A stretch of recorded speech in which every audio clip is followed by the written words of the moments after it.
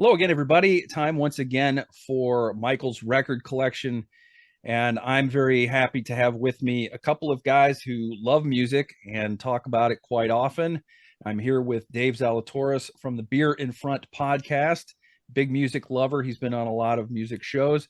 And Jon Lamoreaux, who's the host of his own music podcast, the Hustle podcast. Guys, thank you so much for your time. Hey, thanks for Sure. having me. Thanks for the invite. Yeah, we're here today to talk about our favorite wake up songs, our morning wake up songs, and whatever that means to you could be completely different than what it means to everybody else, but sort of the songs that get you moving, get you eased into the day, whatever it is to help you wake up and shake off sleep and start your day. And that's kind of what we're here about. I've been thinking about this topic for a long time, so I'm excited to tackle this. But before we get to that, I want to ask the thing that I always ask my guests. I'll start with you, Dave. What was your first favorite record? My first favorite record was probably the first album I bought with my own money. I don't know if it was allowance or whatever, but it was ELO's A New World Record. I still have it on CD. That's probably the first one that I loved. Okay, great. Jon, your first favorite record? Wow. Well, there's the first ones I bought and the first ones I got, but the first one that I remember being truly kind of obsessed with, you guys are gonna laugh, is David Bowie's Tonite album with Blue Jean on it. I had it on cassette, and I'm a big Bowie fan, and I was back then too. I was like, I don't know, 12, 13 years old. And I just thought Loving the Alien and everything on that album was the greatest thing I'd ever heard. I know now that it's not considered one of his better albums, but it's a sentimental favorite for me. Yeah, that makes sense. I mean, I think a lot of us have soft spots for that first album by an artist that we owned, and even though it may not be widely considered their best, it has a special resonance for us. Like I did the Records Revisited podcast, and we did Boston's Don't Look Back because that was my first Boston album. Everybody I knew had the first one, so I bought the second one. And so it was always my favorite. Yeah. So I wanted to ask you guys a little bit about your podcast. Dave's a little bit different because yours is beer themed, and I think your sort of I don't want to call it a gimmick, but sort of your theme of your show is that anybody could be a craft beer snob, but you like to celebrate the beer that's in front of you at that moment. Yes. Sometimes, yeah, the beer in front of you is the best one yet. You don't have to go out and get the latest trendy barrel-aged stout that people are waiting in a line on Black Friday to get. While those are great beers and I love them and I drink them, sometimes just your Samuel Adams. It's a great beer. So I try to talk about beers that maybe people forget about while they're chasing all these new exotic ones. Yeah. And you what made you start a podcast about it? Was it how long have you been doing it, and what got you going? Up until the time I started, which was right before the pandemic, a couple weeks before, so late February 2020, I hated podcasts. My wife would try to get me to listen to them. I'm like, no.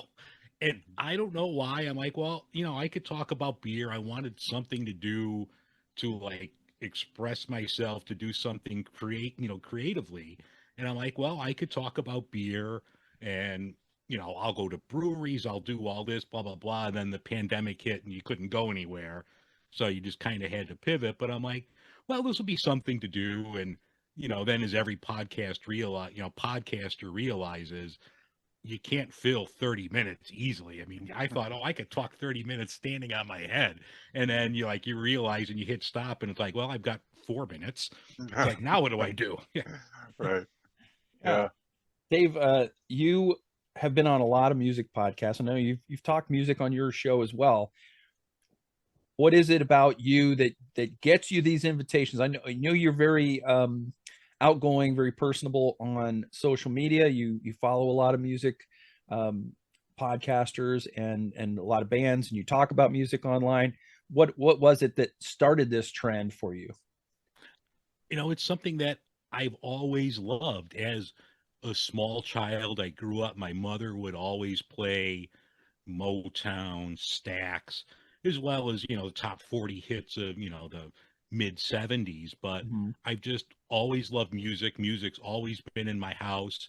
I remember her letting me, I was a teenager, camping out overnight to get concert tickets. So I would like be outside the stadium to get Springsteen tickets as a 15-year-old and Elton John tickets. It's just, I've always loved music. I've always loved going to shows, listening to the new latest record. Mhm. And Jon, you have the Hustle podcast. This is a kind of a, you get great guests. You have a great show that you like to talk to legacy artists and kind of catch up with them and find out what they're up to and tell sort of the stories behind especially artists that should be better known in this country. What Yeah. drove you to start that podcast? Well, I had started getting obsessed with the idea, or the question, I should say, how do rock stars make a living?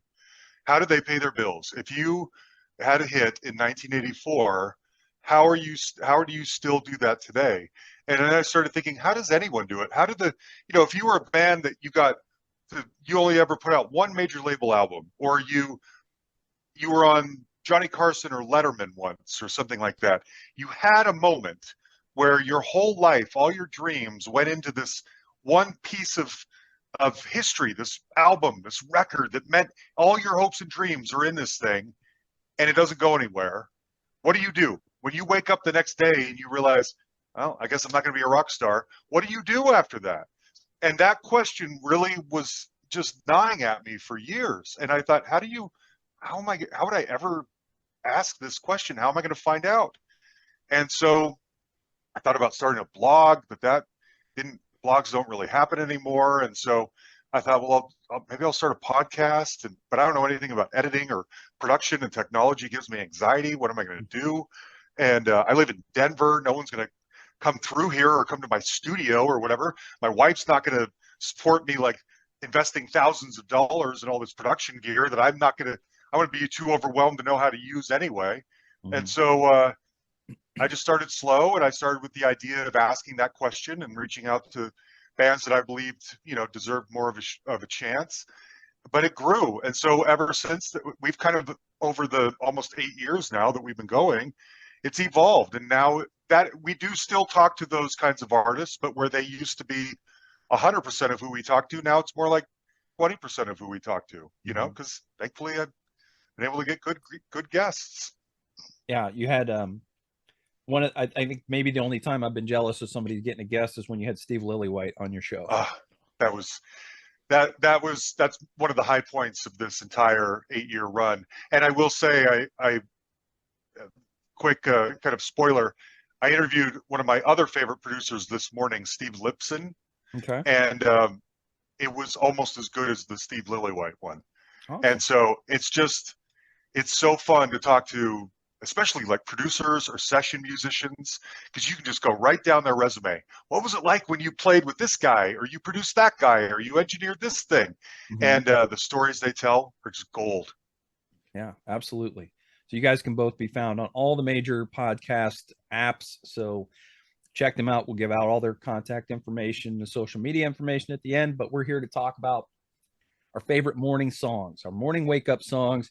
This is something that came to me, and I know a lot of people have ideas in the shower. I don't normally have them in the morning shower, but this is one that I actually had in the morning shower. So I had everybody compile a list of 5 favorite morning wake up songs. We're going to talk about each one. We're going to count them down, and we're going to sort of, I guess, compare our list. We're not really voting on anything or anything like that. It's not a contest, but hopefully we are celebrating these songs. And if people aren't aware of some of them, hopefully they'll go and check them out and enjoy them as much as we did. So we're going to start with our number 5s. And if you didn't rank them, that's fine. Just give me your 5th one, however order you want to do it in. We'll start with Dave. Dave, give us your number 5 song. My number 5 song was from 2015's Positive Songs for Negative People, the song Get Better by Frank Turner. just love the song from the first time I heard the single or saw the video when it came out. It's just the drum beat from the beginning, the lyrics, everything. To me, just makes me just want, all right, let's get up, let's do this. Yeah, that was a song that it's his sixth studio album. It wasn't a single, but it's a positive song, just like the title of the track. It's or the title of the album. It's it's kind of loud, kind of in your face, and it's what I love about it is the message and that we're not dead yet, so we can get better. Yes. John, what do Yeah. you think? Did you know that song before this? No, I didn't. And it was, in fact, of all the songs we all picked, that's one of the few that I didn't know or didn't Same know here. well. And I loved it. And it's funny. One thing that's really interesting about this experiment, Michael, is that we all have different ideas of what gets us going in the morning.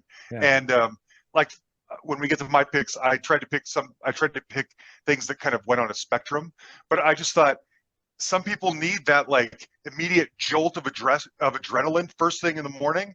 And I don't know that I'm necessarily that kind of a person, but if I was, this Frank Turner song would be perfect. Yeah. You know?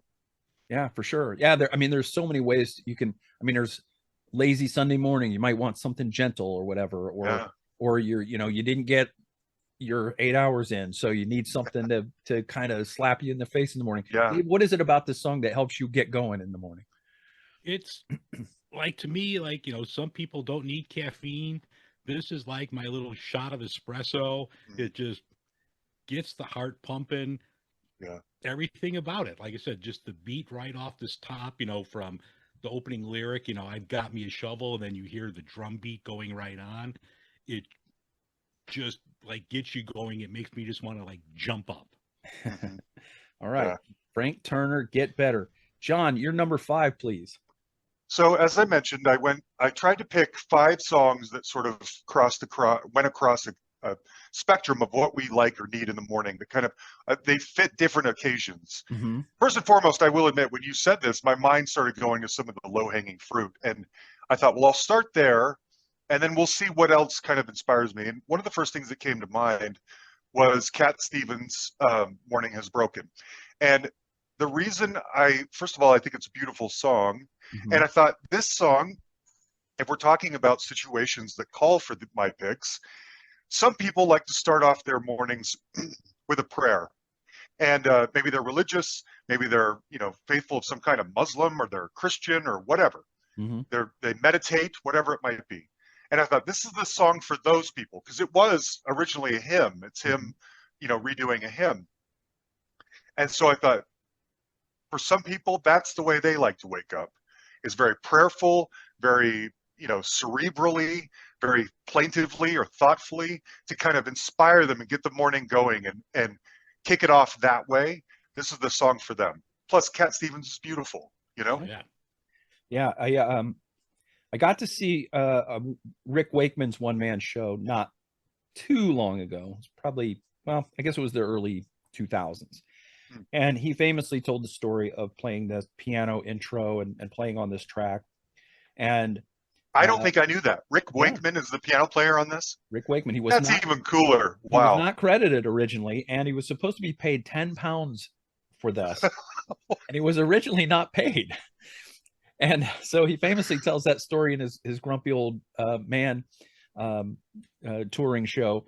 And I guess since then, Cat Stevens has said that was or Yusuf, as he's now known, has fixed that, said it was a problem with the record company, just a misunderstanding. So apparently he has been paid, although I think it's a better story if he still tells people that he hasn't been paid for it.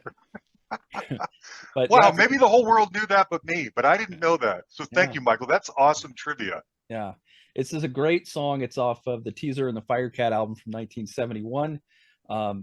You mentioned it was a hymn, and he had to add about 3 minutes to this. It's about a 45-second sing if you just sing it straight through. So it went to number 9 on the UK singles charts, number 6 on the Billboard Hot 100, which tied for his highest charting single. So it did very well for him, and kind of got him a lot of recognition in this country. Is that a song that you were pretty familiar with? I imagine so, Dave. Oh yeah, everything from that era.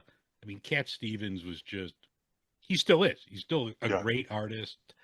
Yeah.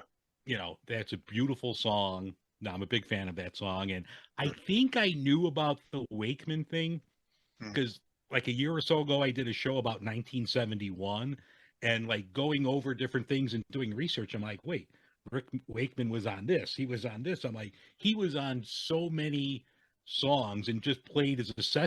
session musician on so many songs that came out in 71. It was just crazy. You know, I just realized, wasn't 71 the same year as David Bowie's Hunky Dory album? Because Wakeman Yeah. plays Life on Mars on that too. If it's not, it's close. So yeah, you Yeah. talking, Dave, about the session work that he did? I had no idea. Life on Mars, Morning is Broken. That's incredible. Yeah, and then he was doing, work with Yes and everyone Of else. I course, mean, all that stuff. he was everywhere in 71. I don't know. I'd have to go back on my notes and I'm on my second beer, but I think he did like a track on Sticky Fingers as well. Mm. Wow. Yeah. Well, I mean, if you got to go get yourself a keyboard player, there's a lot worse you can do. Yeah. So yeah, just to Yes, Hunky Dory is 71. Sorry, I Okay. just had to Great. confirm it. Anyway, go that ahead. was also the year that both Fragile and the Yes album came out. So Oh, what a year for Rick. wow. Wow. Although was he? Yeah. Okay. So Cat Stevens, Morning is Broken. Do you call him Cat or do you call him Yusuf now? When it's situational. If I were listening to one of his latter day albums, I'd call him Yusuf. Yeah. But to me, he's still Cat. And that's not a knock on his religion in any way, but the core, the songs that really made him who he is, Yeah. were when he was Cat. Yeah. All right, so we're at my number 5, and this is a song that is it's just a peppy song that means God knows what. It's the Sidewinder Sleeps Tonight by R.E.M. off Automatic for the People. Came out in 1992, R.E.M.'s 8th studio album. This was the 3rd single from the album, came out February 1st, 1993. It reached number 28 on the US mainstream rock chart, number 24 on the alternative airplay chart, number 17 on the UK singles chart. It went to number 1 in Iceland and was that country's number 3 song of 1993 on their year-end chart. So it was a pretty big deal. But R.E.M. doesn't rate this song very highly. And if Wikipedia is to be believed or Setlist, they've never played it live, even though it was a hit. And that's crazy to me, because to me this is a fantastic song. It's the lyrics are very difficult to discern, and once you even have them written down in front of you, there's no real story here. And I think it was Mike Mills who actually said that he couldn't tell you what it was about really specifically, but it's just a hodgepodge of lyrics. I love the way Michael Stipe laughs in the chorus as he had trouble pronouncing Dr. Seuss. He sort of pronounced it Dr. Zeus when he was a kid, and that kind of stuck with him. So he was singing it that way, and it made him laugh, and they kept that take. And I think that makes it very charming. And it's just a great bouncy morning song. So it kind of wakes me up and gets me going. Any thoughts, guys? I mean, I love every song off that record, Automatic for the People. That is a great song. When you mentioned, like, you read that they never performed it live, I had to think, because I'm like, did I hear this live or not? But yeah, I don't remember if I did. But yeah, no, it's a great track. I love that one of the B-sides off of that record when they did The Lion Sleeps Tonight, which is one of my favorite covers that they do. Great track. Yeah. John, are you an R.E.M. guy? I'm a huge R.E.M. guy, and I don't want to dump all over your parade. I think the song is kind of fun, I like it. If it came on the radio, I'd listen to it for sure. It wouldn't be a morning thing for me. In fact, you're not going to invite me back on your show ever, Michael, after I say this, but it's that to me is one of the songs that keeps Automatic for the People from being a perfect record, because that song sounds to me like kind of a tossed off, gimmicky novelty thing, and their REM's quality control sense prior to that had been so in tune. I've always wondered why it was even there. Like, this album is exceptional, and you don't necessarily need this weird little oddity, as fun as it is, it doesn't make it better. So, but I mean, now we're just mostly talking about REM and the album. Yeah, it's a fun little song. I don't know that it would have any effect on me in the morning, but I don't mind it, you know? Yeah. I see where you could, I see where you would think that. And I could understand that. It's tonally different. And I think that's kind of why one of the things I like about it is it keeps Automatic for the People from being overly depressing. It's a moment of light in an otherwise pretty dark album. I mean, it is my favorite REM album, and it contains my favorite REM song, which is Find the River. It's my second favorite REM album. It's a brilliant album, and while I would not say this is my favorite REM song, it is a song that if I cranked it up in the morning in the car on the drive to work, and I hear Michael Stipe going dee dee dee dee, it would. That's true. Good point. Would help get me going. So nice job hitting that high note with the cough. Yeah, that is great, Michael. Yeah. Thank you. I'll be here all week, guys. Yeah. So let's get to our number 4 track. Dave, what do you got at number 4? I have Superstition from Stevie Wonder off his 1972 Talking Book. I think from the moment I've heard it, I don't care where you are, what you're doing, Superstition comes on the radio or your streaming device or your record player, you're turning it up. It's just a great song that it was like he was jamming with Jeff Beck while they were recording this, and Jeff Beck didn't get any like writing credit or didn't play on it, but you could kind of have that little vibe that he was somehow a small part of this. But it's just a great song from a great period in Stevie Wonder's life. I just love this song. Yeah, he this came out, like you mentioned, Talking Book, 1972, his 15th studio album at the time. Jeff Beck reportedly came up with the drum beat intro for that song. Really? Yeah, and apparently he was, I don't know if he was doing it with his hands or something, but Stevie started jamming over top of it. He said, keep doing that. And he started jamming over top of that. And that's kind of how they built the bones of the song. Classic, obviously. What is it that wakes you up about this song? Just the beat, is it the lyrics? Is it the way it's sung? I think it's a little of everything. I love the horn section in that, just that horn riff in the middle, Stevie's voice, how it developed in this period where it went from little Stevie Wonder, where he's singing fingertips, to this gruff sound that he had like during this era with, Living for the City, Superstition, other great songs. This to me was like, I don't know, the best little era of Stevie Wonder. Just, I love his vocals. Yeah, the beat gets you going. Just everything about this song was just like perfection. Yeah. John, how does Stevie fit into your musical listening? I know he may be a little before your time, maybe. Well, yeah, I mean, yes, I was born in 73, but I am a huge Stevie fan. This is album 2 in that string of, I think, 5 perfect albums in a row.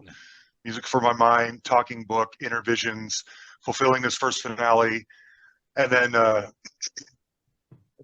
orange one, Songs in the Key of Life. And then there's Secret Life of Plants, but then it goes back up to Hot as July, or Hotter Than July, or whatever. But anyway, I mean, yeah, it's one of the greatest songs ever by one of the greatest artists ever off one of the greatest albums ever. I had never thought of it as a morning song. This is one of those that's probably to each their own. But when, it's interesting, Dave, you just mentioned those horns. And of course, I know the horns are there. But when you said that, I thought, that I can see.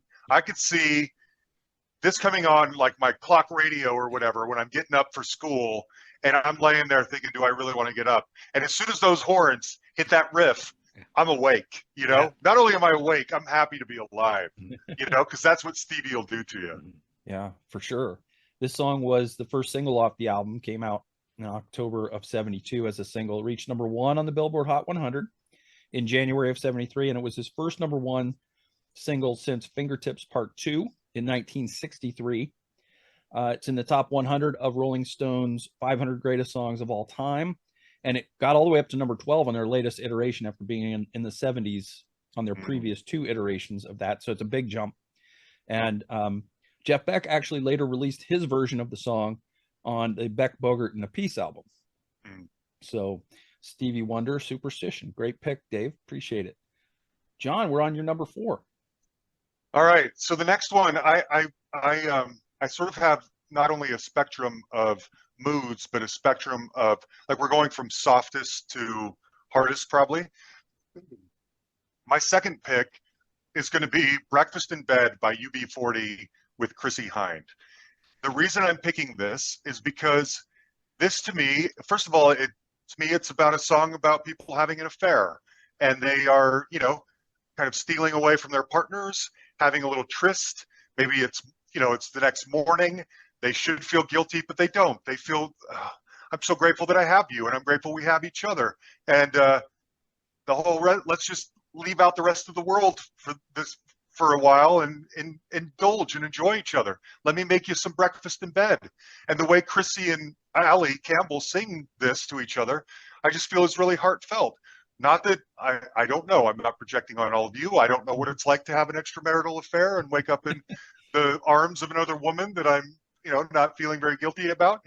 But I can imagine it. And this is a song that I think really kind of fits that mood, a different side of it. It's not a, you know, a salacious, sinful, guilty, you know, bad thing. It's more of a beauty thing. Aren't we lucky to have each other?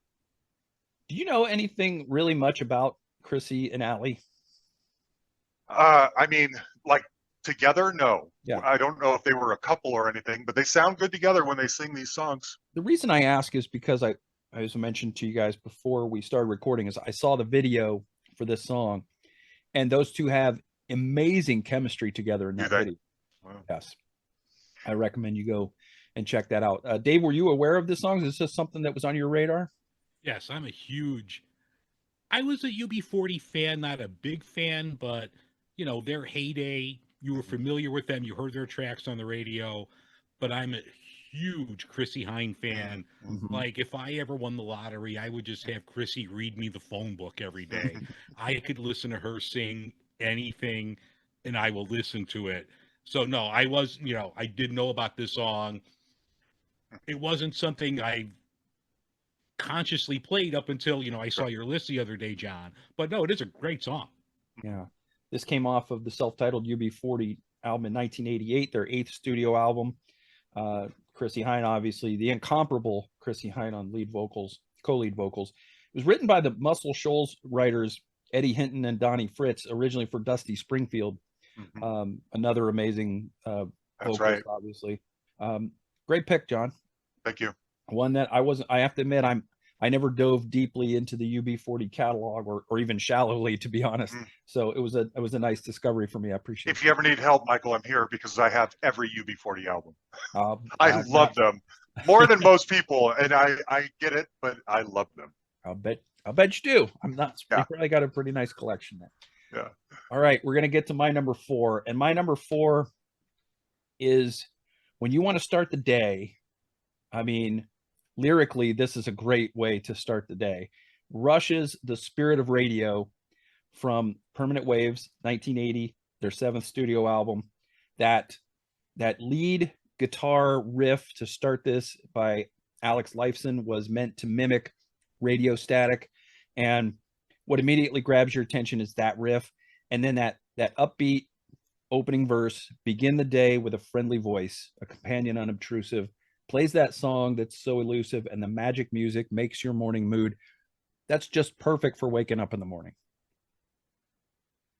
I happen to be a huge Rush fan, so obviously I was going to have a Rush song on here if there was one in the neighborhood, and that certainly fits. But this was the first single from the album, came out in February 1980. It was a song inspired by the slogan from Toronto radio station CFNY-FM. It went to number 51 on the Billboard Hot 100, which is way too low, and number 13 on the UK singles chart. It was named one of the Rock and Roll Hall of Fame's 500 songs that shaped rock and roll, and it was inducted into the Canadian Songwriters Hall of Fame. And I just love, this is one of my favorite Rush songs. I love it wholeheartedly. Thoughts, guys? Big fan of the song. One likes to believe in the freedom of music. Mm-hmm. Great song, great album. That era, the early 80s, that was just a great era in Rush. The one, I really, really like that song, but just the ending, the salesman part is always been like nails on a chalkboard for me. That while I won't, skip it, when that part comes towards the end, I might fast forward to the next track. Okay. John, are you a Rush guy? I am, yeah. I feel like though I'm not allowed to say I'm a Rush fan because Rush fans are super passionate, and I'm not there, but I consider myself a fan. It's funny, I hadn't thought it, this song hadn't crossed my mind. I mean, I've heard it a million times, I love it. Mm-hmm. But until I dissected the words and I thought, this is the perfect song. It's so interesting to me that the band is writing, they wanted to write a song about waking up in the morning and hearing that perfect song on the radio to start your day. And they did it by writing the perfect song to hear on the radio to start your day. You know what I mean? Yeah. That's just good for them. Yeah. Excellent. Yeah. I'm a huge fan of the song, obviously a huge fan of Rush. And people who listen to this show or have been around me know that my absolute favorite band is Genesis. Spoiler alert, did not make my list, but I this one was one of the ones that was kind of, I don't know, it wasn't in my first wave of songs that came to mind, but as I whittled down my list, this one was like, yeah, this one's got to be in there. Real quick, favorite Rush album? My favorite Rush album is Signals. And that may also go back to what you were saying earlier, the first one that you purchased. I got the cassette of Signals and Moving Pictures at the same time from the BMG Music Club. Yeah. So yeah. I still owe them money. Which is weird. I'm sure we all do. What you just said, Michael, I agree. I am of the belief that in most cases, our favorite album of a legacy artist is the first one we bought with our own money, or the first one we discovered. And that doesn't mean it's we not think the best. Right. It's not necessarily the best. It's the sentimental favorite, and that sometimes means more than all of it. Yeah, for sure. Yeah. All right, let's get to our number 3, and we'll start with you, Dave. This one is one that I was aware of, but I didn't think of, but absolutely this will wake your butt up in the morning. Yes, this will definitely, well, as you'll hear as all of this goes on, my 5 songs are all on the peppy side of things. I normally wake up anytime between 3:45 and 4:45 in the morning, so I need that jolt. On your own? Just because? Or you no, I have to get up for work. Yeah. Oh my gosh. Yeah. Okay. So I need that boost to get me going in the morning. So my number 3 song is From the Darkness. I believe in a thing called love. Yeah. Just if Justin's voice doesn't get you going, I don't know what will. It will definitely wake you up. That's it's from the debut album Permission to Land in 2003. Third single from the album came out September 2003. Peaked at number 2 in the UK, number 23 on the US mainstream rock chart, number 9 on the US alternative airplay chart. Fantastic guitar solo in this song. Although I wish the lead guitar was louder in this song. I don't know if you feel that way, but I feel like it could be a little louder in the mix. Yeah, I see where you're coming from there. Yeah. But you're right. Justin Hawkins' voice will cut through any sleep that's still kind of trying to lay claim to your brain in the morning. It's just one of those voices, and he's amazing. It's a great wake up song with fantastic high energy, and those vocals, like I said, will wake you up. John, are you a Darkness fan? Yeah, and how great are the Darkness? Yeah. And it's interesting. When I'm remembering back to when this song came out, and at the time it felt like the band was more of a parody, that they were sort of making fun of hair metal in a way, and sort of smirking or laughing at it. But they have proven they have proven the test of time that they are legit. And their songs are just as great and heartfelt as anything that would have come out back in the day that they were originally so-called parodying, you know? And poor Justin with his drug problems, I feel like kind of derailed what could have been a really interesting, promising career, but I feel like they're sort of inching their way back. I love them. I want the best for them because they rock. They deserve it, you know? Yeah, for sure. I think he turned a lot of heads at the Taylor Hawkins tribute. Yeah. That's what I keep hearing. Yeah. So that's a great number 3, Dave. John, we're on your third pick now. Okay, so we're getting slightly peppier than the last one, as I said. I don't know. This one I might. So my third pick is "Your Wildest Dreams" by the Moody Blues, and the reason I picked this one is for a few reasons. Number one, I think it's the most likable song maybe ever. I can't think of anyone ever who doesn't like this song. There's nothing not to like. It just makes you smile. It makes you happy. And it might not be your thing, or you may not remember it or think about it very often, but it's undeniably happy and peppy. So I picked it because, I mean, it starts out with that intro that sounds more like a lullaby, you know, and then it kind of morphs into a dream. So you've been lulled to sleep, and then you have a song that's like the dream, your wildest dream.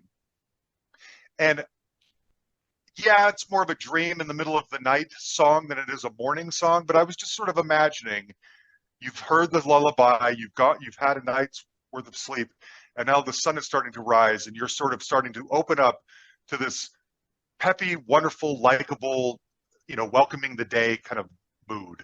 Yeah, I could see that. I could see it being a great song for a weekend morning where you don't really have to get out of bed, and so you're good call. Yeah, you're kind of laying there, and you're not really ready to get up, but you're not really going back to sleep either, kind of thing. So this is a great pick. This is from the Other Side of Life album in 1986, their 12th studio album. This is the lead track off the album, and the album's first single came out April 9th, 1986, written by Justin Hayward about his first love, as he was reminiscing about, what is this person's life like, and do they think about him or think about it the same way that he did, that time that they shared together. It peaked at number 9 in the US, the band's highest since Nights in White Satin, reached number 2 in 1972, and it was number 1 on the adult contemporary chart, number 2 on the mainstream rock chart. Dave, are you a Moody Blues guy? Did you like this song? I like this song, but I'm not a Moody Blues guy at all. Like growing up, I mean, hate's a strong word, but I really did not like Nights in White Satin, all of the stuff from their heyday. But when this came out, I'm like, wow, this is really good. It made me like want to delve into a little bit more of the band. Like maybe I overlooked something. So no, I do remember it when it came out, and it's my favorite song by the Moody Blues. Sure. Yeah, what I liked about it is that this showed that the band could write in the style of the time, because and still yet maintain that moody bluesness about it. I watched the video earlier, and I actually had teared up a little bit. It's all nostalgia. The song's nostalgic, and the video is very nostalgic. And watching a nostalgic video for a nostalgic song brought me back to the heyday of MTV, which made me nostalgic. So, I know.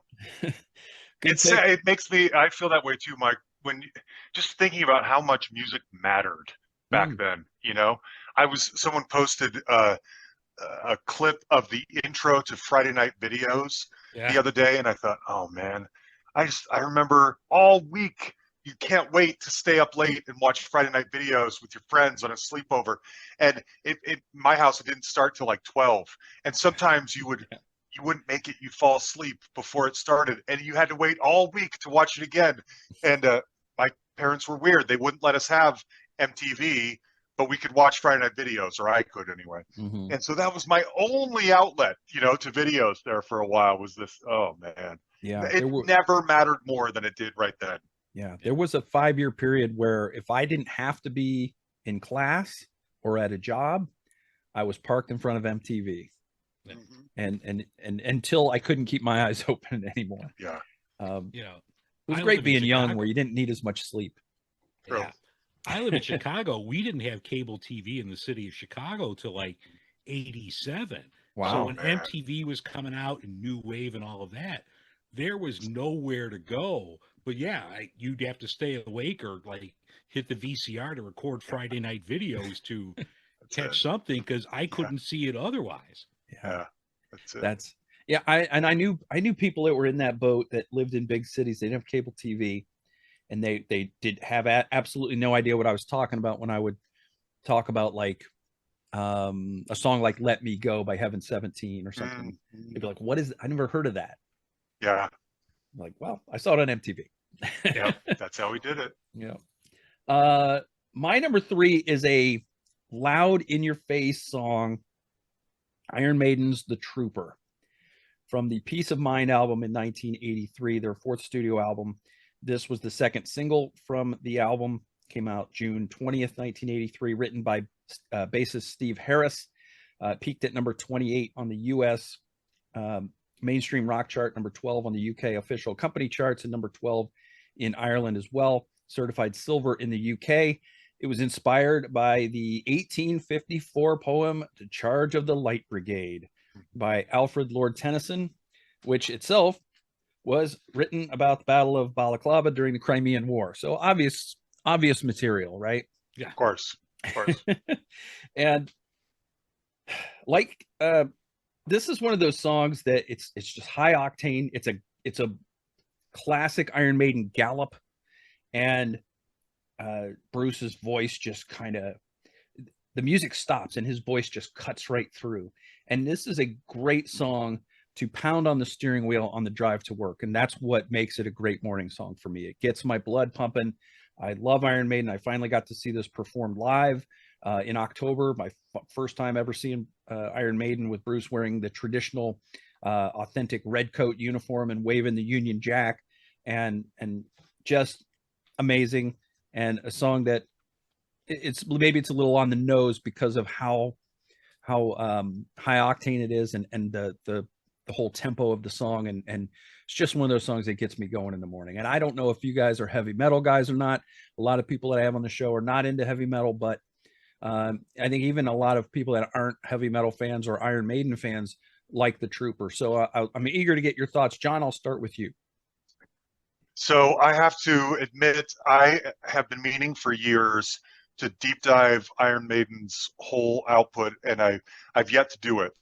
About a year ago, I finally listened to Number of the Beast for the first time, and I loved it. And I love everything I've ever heard from Iron Maiden, but for whatever reason, I've just never made that leap.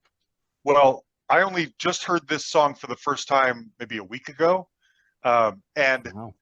I loved it. It was on a running playlist that someone had mentioned to me, and I loved it. And so when it showed up on yours, I thought, yeah, this is the blood pumping, like just charging into the day. Like I said, I didn't pick too many songs that went that way, but you guys did, and yes, this does that perfectly. And I am less of a person because I don't know Iron Maiden well enough. Mm-hmm. Dave, are you an Iron Maiden guy? No, and I think, what John said is almost identical to me. Like, I knew Run Through the Hills, Yeah. but I've just never been that big of a Maiden guy. I listened to this when you gave a list of, the songs we were all picking. And I'm like, wow, that's pretty good. That's something like, I don't know why I've never like dug into their records and like played them, but that's something on my to-do list. Although I have seen their 747 taxi through O'Hare a number of times, but that's the closest I could say I've seen Iron Maiden. Yeah. I'll bet Bruce Dickinson has been through your airport quite a few times. Probably. Yeah. And it's one of those things like, oh shit, where's my phone? I need to take a picture of this, as I'm like walking and it's like gone. Yeah. So yeah, that's exactly it. This is just a flat out get you moving in the morning with its tempo and its energy and its power. Iron Maiden, The Trooper. That is my number 3. So here we are. We're down to our last 6 songs. If I could do math, that would be great. I'm not a mathematician. Dave, we're at your number 2. This is probably like the slowest of my 5 songs, but it builds up as the song goes on from the 2004 Hot Fuss record. All these things that I've done from the Killers, you know, when I listen to the record, that wasn't a hit at the time, and it's just like, God, that's just such a good song. How it builds up, it has that almost like Unforgettable Fire U2, where it just the song just builds and builds and builds. I love that the Sweet Inspirations were the backing, you know, vocals to this with the Elvis ties. Just love everything about that song, and just listening to that, that's just something like, this is an audio show. You see me like bouncing up in the chair, just talking about this. I'm ready to go. Yeah. Hot Fuss is a classic album. It is. Which is weird to say since it seems like it wasn't that long ago that it came out. It's so true. 2004, So true. Hot Fuss. Third single from the album, released in August of 2004, features that gospel choir, the Sweet Inspirations. Peaked at number 74 on the Hot 100 and number 18 on the UK singles chart. Written about Matt Pinfield's mentoring of soldiers returning from Iraq. And Pinfield named his memoir All the Things That I've Done, My Insane Improbable Rock Life. So there's ties there, and there you can really hear it in the part where he repeats, I've got soul, but I'm not a soldier. What specifically wakes you up about this song? What makes it a morning song specifically for you, Dave? Just the way it builds up. Like, I'm picturing this laying in bed. All right, I got to get up. I got to get up. I can't lay here. You know, do I hit the snooze button? Do I not? And as the song, you know, progresses, it just, the tempo increases, and you get to the end, and it's just, you know, at last, you know, all these things that I've done, and the guitar, everything, you know, it's just a gradual wake up. It's not like some of the songs that I have on my honorable mention list just bolt you right out of bed. This is just kind of like, all right, I got one more minute. I can lay here for one more minute, and then, all right, let's go. Yeah. John, I know you're probably contractually obligated to be a Killers and Brandon Flowers fan. I didn't know you knew that. Yes, I was going to say that. Yes. From the Salt Lake area, right? That's right. Yep. So yes, I'm a Killers fan. He is kind of our golden boy in a lot of ways, because Salt Lake City, Mormon, he's Mormon. He's our guy who's, so many Mormons, once they get successful, don't stay Mormon. And some of us don't stay Mormon, whether we're successful or not. But he is still there and still, you know, leading the charge. And he's our grateful golden boy that we just love so much. And I'm so glad that they're popular. When that album came out, I was working at Tower Records in their corporate offices doing regional marketing. And I remember we would have new bands come through and perform in our conference room sometimes. And they came through one day, but they didn't perform, but we did all have pizza. And I remember this was before I knew Brandon was Mormon. And I remember chatting with him. We were debating who the best band of the 80s was. And he voted for New Order, and I was voting for Talk Talk. And we were having a fun debate, and I thought, something about this guy seems so Mormon to me. And then sure enough, it turned out he was Mormon. I do like this song. There are many other Killers songs I would probably pick ahead of this one, but I love the Killers, and they can do no wrong in most cases. Yeah, I've been really enjoying their most recent album. It's been in heavy rotation since it came out. So yeah, it makes you feel old when people were born before Hot Fuss came out. Can vote now. Gosh, I know. That record's 18 years old. Wow. I have a you know, those gold records that people, I have one for Hot Fuss. Oh, wow. Because Excellent. Tower was instrumental in helping it go platinum. And so they awarded all of us with gold records. And I have one in a big frame and everything like that. Nice. Awesome. Nice. Yeah, by the way, cool. if you've not seen the Tower Records documentary, it's fantastic. I've seen it a couple times. It's actually really hard for me to watch, to be honest, for a lot of reasons. I worked there for 2 years, and I ended up getting fired because I just didn't. They were going out of business anyway, and I wasn't doing my job well enough. And that was a real turning point in my life where I got the dream job I'd always wanted and I failed at it. And so it's really difficult for me to watch that show, actually. Yeah, I can That's a imagine. whole other podcast, Michael. That's a whole other thing. Well, I could probably spend hours talking to you just about your experience Yeah. there. So, Yeah. yeah, so The Killers, all these things that I've done from Hot Fuss 2004, Dave's number 2 pick. We're up to your number 2 pick. John, what do you got for us? Okay, so we're getting peppier and peppier, and this one, this is one of my favorite songs. It's Born of Frustration by James. And the reason I picked this song, well, there's a couple of them. Number one, the song basically starts out as a sunrise. The introduction of this song sounds like a sun rising, literally, and on a after a dark night.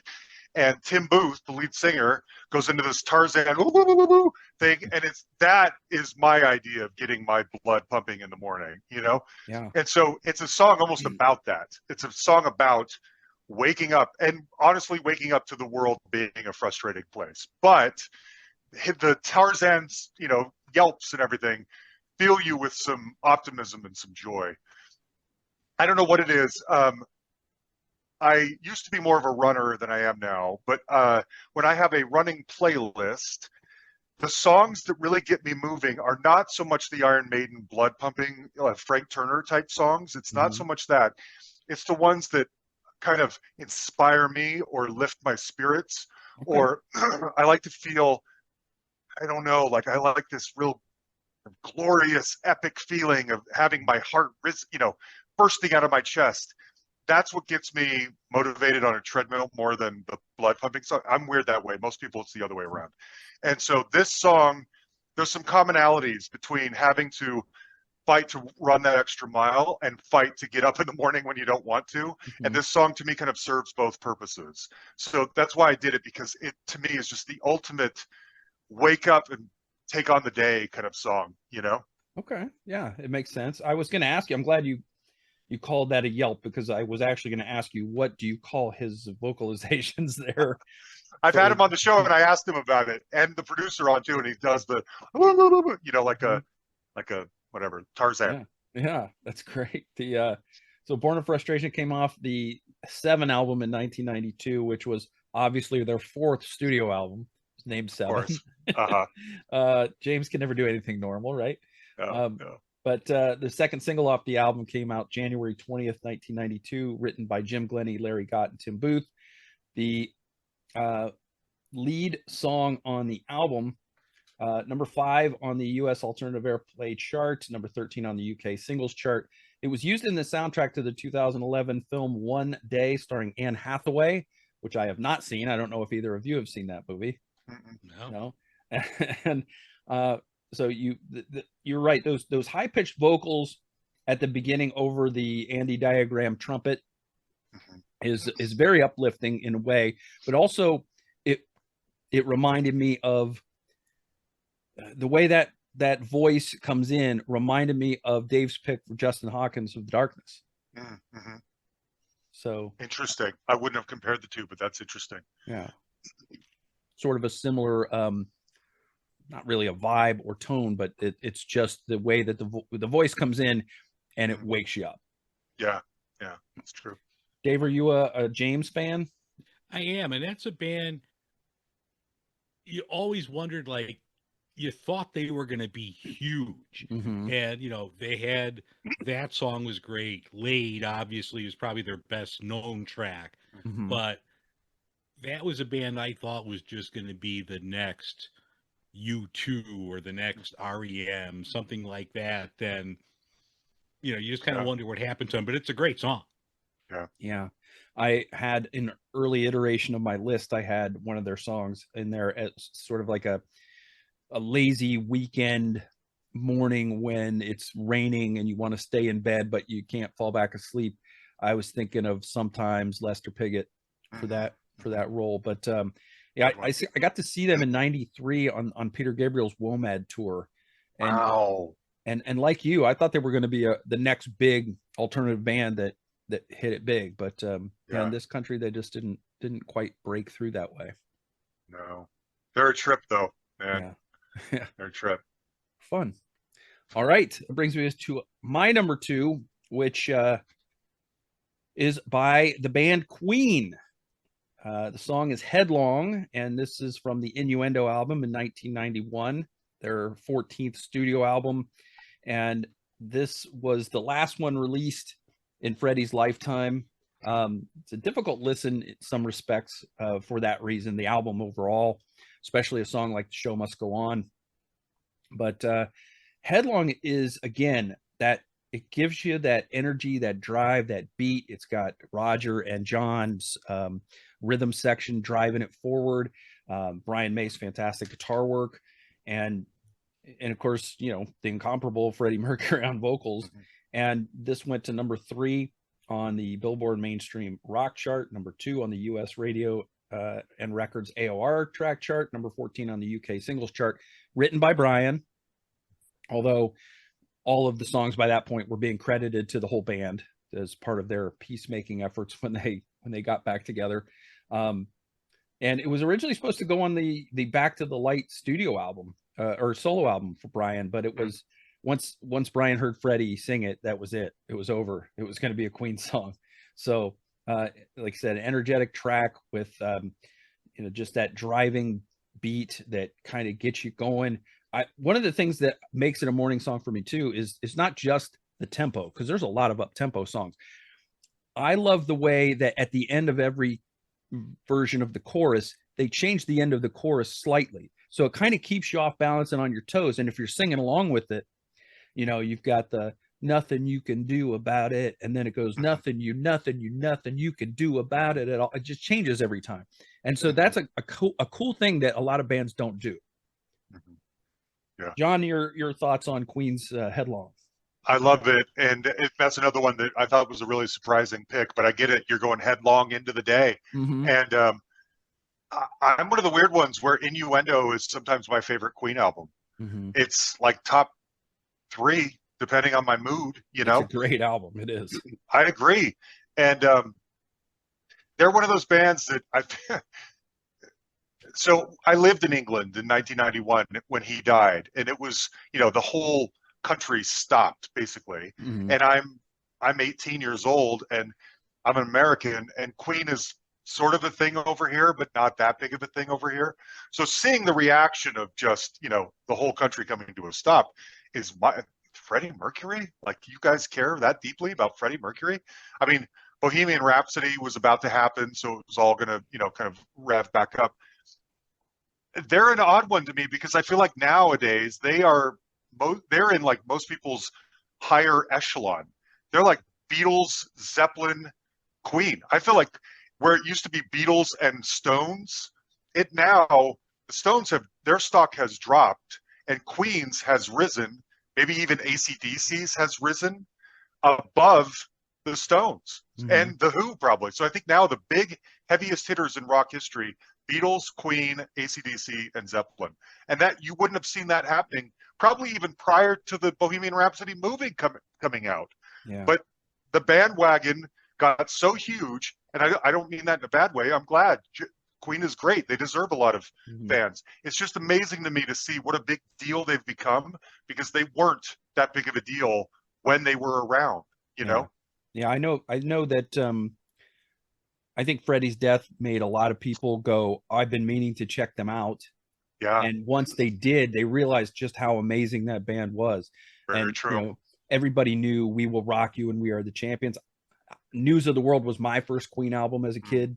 But there were so many more better songs than those in their catalog. Even on that album, there were so many better songs. Songs like It's Late or Spread Your Wings or All Dead, All Dead. I would take any of those songs over those two. But yeah, you're right. Dave, I'm sure you're probably a Queen fan, at least in some degree. Yeah, not to the extent. I'm not like a huge fan, and I wasn't familiar with the song until you listed it, so I had to listen. It's a great song. I kind of agree with you, John, that like as time has passed, their stature is risen.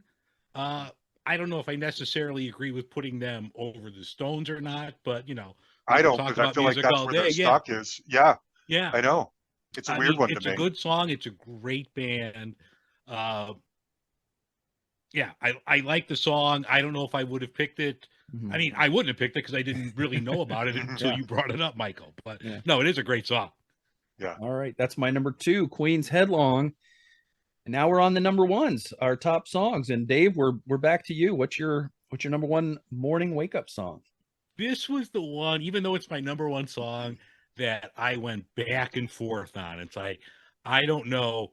One version of this song was going to be number one, and it was just which version. But my number one song is Let the Day Begin, and I'm choosing the Black Rebel Motorcycle Club version from So 2000. weird. It's so weird. From 2013's Spectre at the Feast. I love the call. I love the call's version of this. Mm-hmm. I would probably prefer Michael Bean's vocals on this, but I think the Black Rebel Motorcycle Club's musical version of this is better. If there was a mashup of the two, I would be all over it. But no, I love this song. This was one like before I did podcasting and I was on Facebook. I would put this every day. Every day when I woke up, this video would go out. Just let the day begin. That's great. I was not aware of this version of the song until I got your list.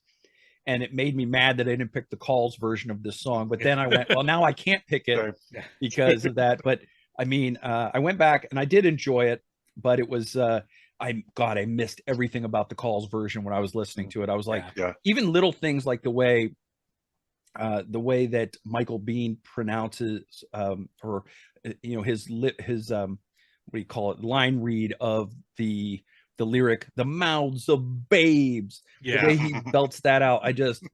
Everything about it. I love that song, but this is obviously a cover of the Calls classic, first single from the album. And it was a free download on their website originally. Michael Bean of the Call was the band's live sound tech, in addition to being the father of bassist Robert Levon Bean. It was a nice tribute to Michael. I personally prefer the original. I'm guessing, John, that you prefer the original as well. Yeah, I do. And I'm a big BRMC fan, as we're going to learn more about here in about 30 seconds. But yes, I love BRMC, but the original Call, that is my idea again of a blood pumping, get your day going song, is the Calls version. I respect BRMC's version. I know why they did it, obviously to pay tribute to Robert's dad. And but nothing will surpass that original. Yeah, and it's such, the song, I mean, it's kind of like Salt of the Earth from the Rolling Stones. It has that same, vibe to it, here's to, yes, all of that. Everything about the song from the original to the cover I like, but I think the cover of it musically just puts it over the top for me, where that's going to wake me up. I respect you doing things your own way and going against the grain. That's great. All right. Well, Black Rebel Motorcycle Club, Let the Day Begin, from Spectre of the Feast in 2013. And that is not the last time we're hearing from Black Rebel Motorcycle Club. This, to me, was the biggest surprise of doing this. Me too. Was that multiple songs from this band were being discussed. And John, you're up. Well, yeah. So for my rocker, which I like, we've started with a hymn and we're going to end with a rocker. I love, one of my favorite songs of all time is called Awake by Black Rebel Motorcycle Club. It's on their debut album. And to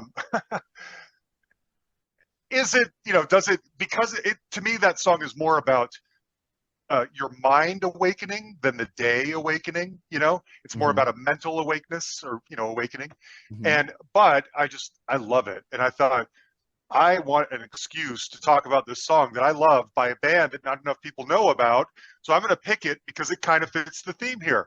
How strange that someone else would pick another BRMC song, especially when the original song is better than the one the guy picked.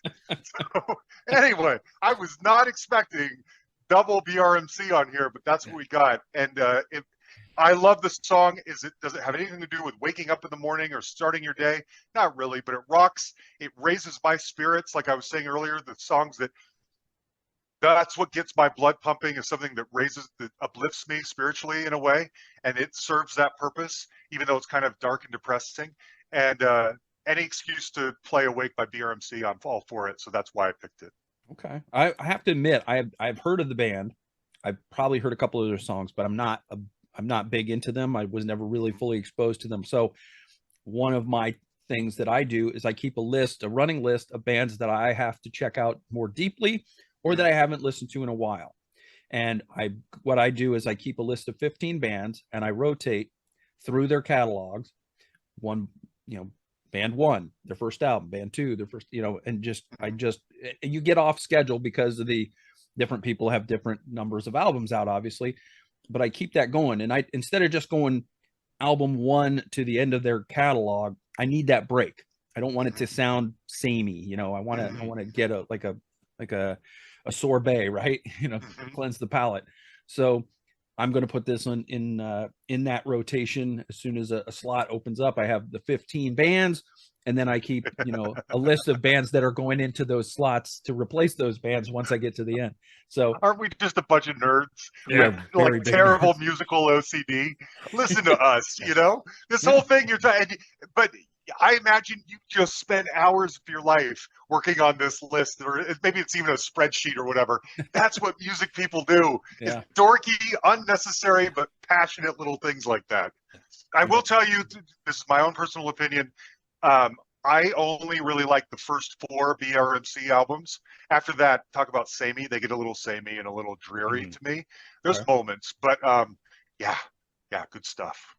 Yeah, all right. I mean, I'm glad we got 2 of their songs on there. That's I love crazy. your song, John. Yeah, maybe we could get them an extra, 4 cents on Spotify or something, get some people to listen to their early records. But yeah, I love BRMC. Yes. Do you have a favorite, Dave? Do you have a favorite album from them? I'm like John. I like the earlier stuff. The later stuff, it's there. But yeah, any of the early records, just put it on. You won't be disappointed. The third album is a weird one. It's called Howl, and it's more like a folky bluegrass, kind of dark, like Devil Went Down to Jordan. It's not really, but you just feel like, anyway, it's unlike anything else they've done, but yet it's filled with the same sense of like dark urgency going on in it. And then the fourth album is almost poppier in a way. And then after that, I lose interest after that. Yeah. Okay. All right. Yeah. Good to know. Yeah. All right. That brings me to my number one. And this is the song that kind of inspired the topic. This was a song that I was listening to in the shower. And in fact, it wasn't a morning that I first listened to this. This was like in one of those evening showers where you get ready to go out. You got to get a shower so you can get ready to go out somewhere. And I have one of those little Echo Dots from Amazon in the bathroom, and I had them playing some music, and this song came on, and I thought to myself, it's just impossible to be in a bad mood while listening to this song. And that's what makes it the perfect song to listen to first thing in the morning, is that you're dreading to go to work on a Monday morning. You're in the car, you're stuck in traffic. This song comes on and you don't care about any of that stuff. And that is Electric Light Orchestra's Mr. Blue Sky, taking it back to Dave's first favorite album, Out of the Blue, 1977, ELO's 7th studio album, the second single from that album, which came out January 78 in the UK. It was the 4th and final part of the Concerto for a Rainy Day suite, which kicks off with Standing in the Rain, another fantastic song. Only went to number 35 on the US Billboard Hot 100, number 6 on the UK singles chart.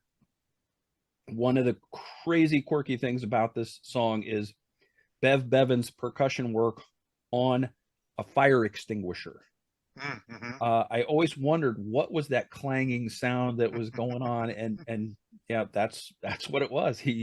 It's a happy, peppy, feel good way to start the day. Jeff Lynne channels the Beatles, the Kinks, and the Bee Gees all in one song. Lots of twists and turns. It's a mini epic as it concludes this suite, and it's just uniquely ELO, and it's only 5 minutes long, but it feels much bigger. And like I said, I can't help but smile when the song is on. So I'll go for your thoughts. And John, what do you think? I mean, it's a classic, everything you're saying makes total sense. It deserves to be on a list like this, and it's got such a heavy second half of. I heard the news today, old boy, or woke up, got out of bed. Why am I day in the life? That's the name of that song, right? I'm suddenly forgetting the name of the song.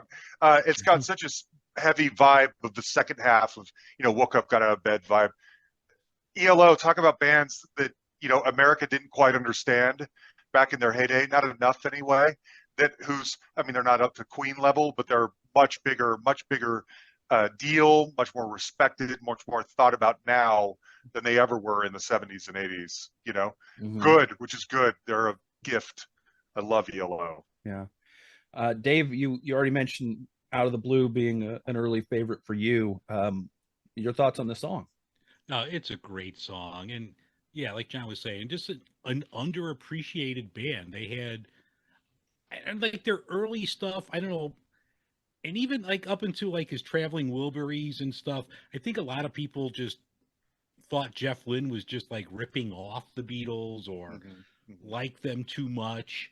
But he's Jeff Lynne and he's like unique. And yes, there's comparisons to the Beatles, but I love their early stuff.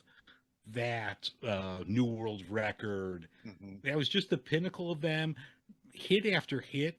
I mean, their greatest hits record, you're like, you forget how many great songs they put out in that era. And it's like, yeah, this is a really good band. Yeah. Tremendous. So there we have it. We've had all of our top 5 lists. It's hard to narrow down any list when you're talking about all recorded music from all time. And, I'm sure we all have some sort of, honorable mentions. I'll mention a couple. I don't know if you guys know these songs, but a couple that were very close on the list. Roger Clyne and the Peacemakers did a song called Hello New Day. Very, very good song. Very good song to, again, Hello New Day. You're starting the day. It's pretty literal. And the other one I thought of was another one that's similar in terms of the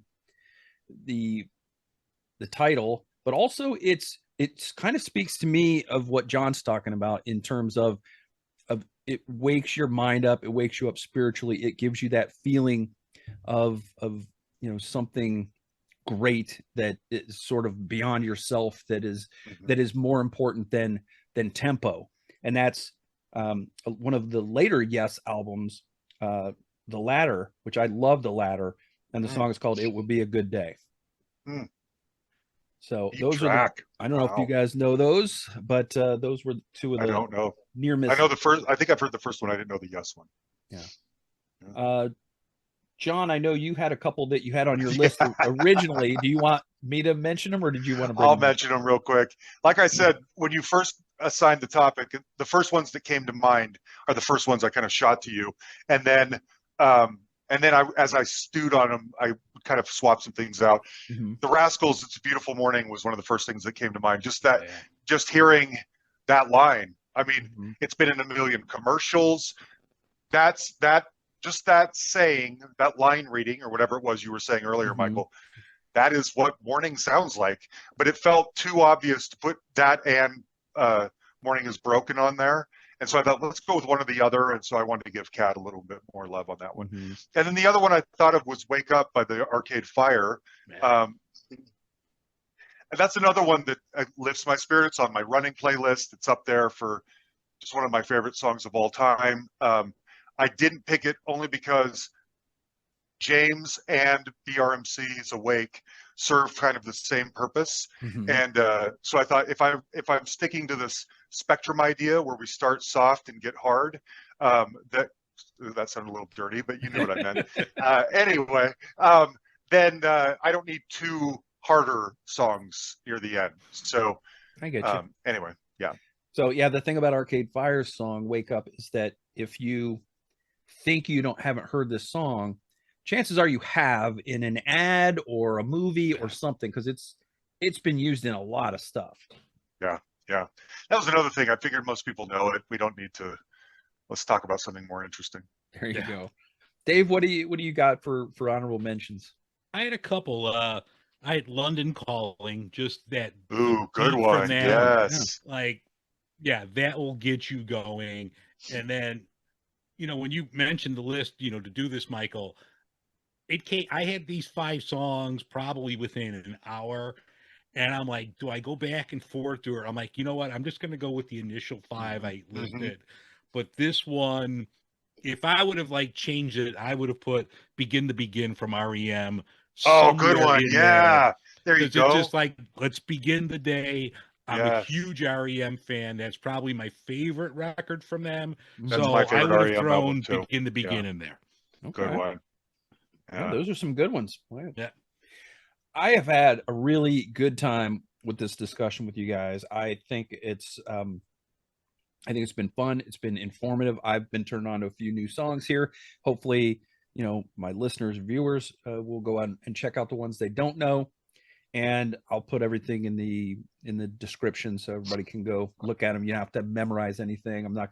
I don't have any crazy graphics people to put up anything cool up there, but we'll take care of you so you can go look at them. But I want to make sure you guys get also a chance to talk about where people can find you, because I have enjoyed your shows, and they're a regular part of what I download on Good Pods, which is my normal thing that I use. But sometimes Good Pods makes me angry because it doesn't always work properly, and sometimes wants to start podcasts over when I'm like 45 minutes through them or something. Ooh. So sometimes I switch, but I have a huge list of podcasts that I listen to, which is good because I have a fairly lengthy commute. So I can get one of Dave's usually in on the way to work, and then like half of someone else's. But yeah. So I'll start with, because I let Dave go first a lot on the list. So I'll start with Jon. The Hustle Podcast is obviously, it's available everywhere. Where can people find you online? Yeah, I am most active on the Facebook page, probably. We are on Twitter. I'm sort of more reactive on Twitter than I am proactive on Twitter. So you can follow us on there at the Hustle Pod, but it's just not my primary medium. Facebook's better. And yeah, I'm trying to kind of, tell this story of modern rock and roll, 70s, 80s, 90s, usually legacy artists, anything from the 90s prior. And I just think it's fun. If you're like me and you're a music lover, I don't care what the subject is. I love almost every rock doc. Even if it's about a band I don't care about or don't like, I'll still watch their documentary. I'm trying to make oral documentaries for you. Even if you don't care about the artist, let's have a chat with them anyway and see what happens, and maybe there's some fun stories in there. So that's what we try to do. Yeah, it's great. You never know what way the conversation is going to go. You never know what stories will crop up that you didn't even expect, and maybe something you didn't even know about. And that's what I love about doing this show, is that when I have artists on, they're constantly surprising me. Yeah. We've had some crossover too. I was listening to your Liberty DeVito episode today, and I had him on years ago before his book, actually, which is, I don't know, good and bad. I'd almost love to have him back on to talk about the book, but he was so great. It's just fun. Can you believe it, Michael? We're talking to our favorite rock stars. Yeah. We're amazing. A bunch of chuckleheads. We're a bunch of nobodies. But they talk to us. They do. They do. Yeah. What is wrong with them? What don't they have better things to do? I don't know, man.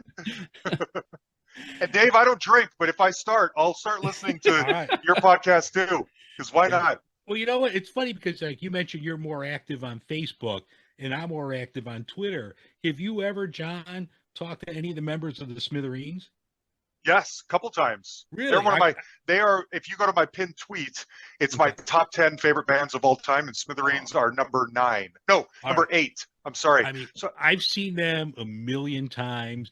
I remember like seeing stories on how Jimmy, the guitar player, would have to go work a job just to get health insurance. So yes, I definitely have to I just wrote down your podcast to go subscribe right now and to start delving into some past episodes. But I'm a huge Smithereens fan. Good. Jimmy was on about 4 or 5 years ago. It was shortly after Pat died, actually. Yeah. And then I just had Dennis on a month or two ago, and we did a deep dive of Green Thoughts. We went track by track, the stories behind it all. We do those fairly often.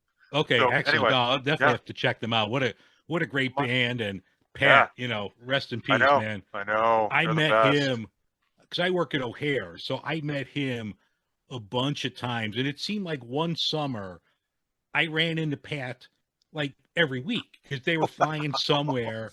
And at the time, my wife at the time was ill. She had her appendix burst. And like he even remembered the next time I saw him, like a month later, he's Oh, like, he doesn't know me. I'm some yeah. schmo from Chicago.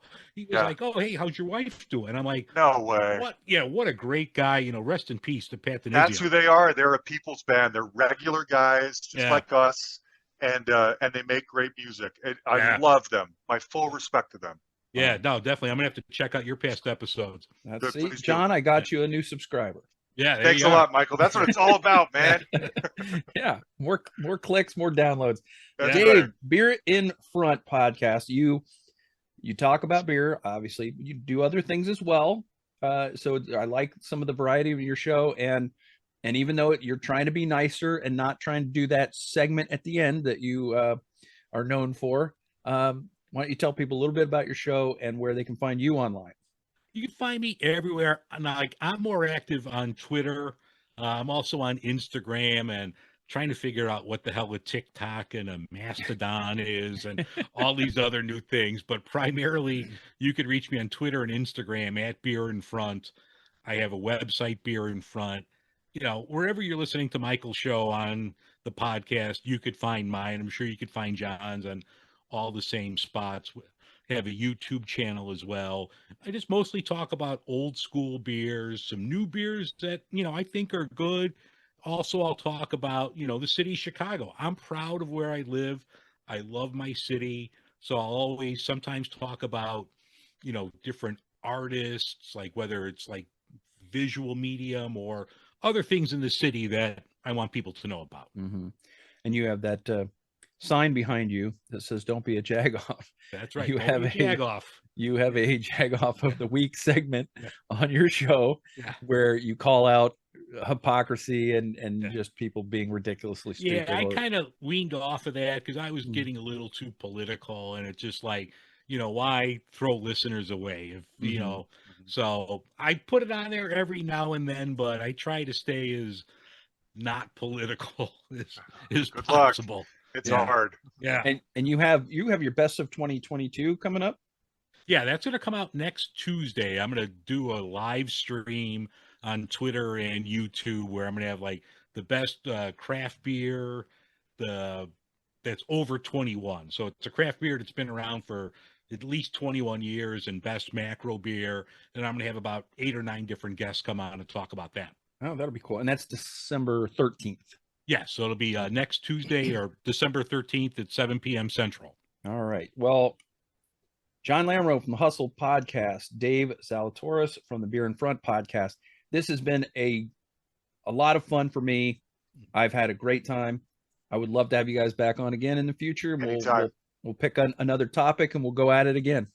Sounds Love good. it. Hey, Michael, thanks for having us, man. I appreciate it, brother. Thank you. Of course. All right, guys. That'll do it for our top 5 morning wake up songs. I hope you guys had a great time. Jon Lamoreaux, Dave Zalatoris. We're done here. Thanks for listening and thanks for watching the YouTube, and we will see you next time. All right. Cheers.